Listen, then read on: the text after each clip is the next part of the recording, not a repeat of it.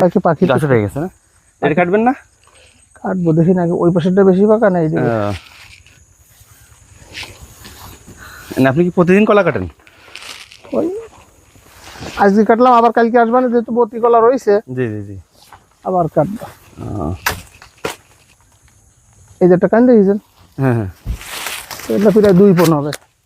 160 piece কলার সাইজে তো বড় বড়। এটা আরো মোটা হবে। তাই? অনেক মোটা হবে। এই যে এটা ঢুকে পড়লাম আমরা একটা পেঁপের বাগানে।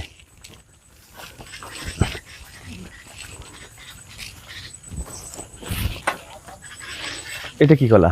এটা হলো বলে আপনার ধুপি ভাষারি বতি কলা, তাই না? আসে।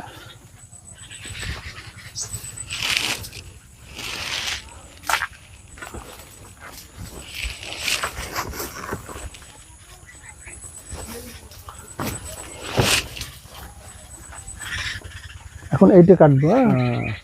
এটা ভর্তি হয়ে গেছে। এটা ভর্তি হয়ে গেছে।